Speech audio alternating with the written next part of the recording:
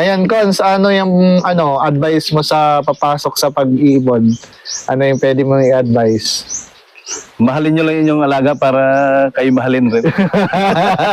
Parang asawa, mahalin nyo yung alaga nyo. Ayun, Cons, di ba konsihal ka?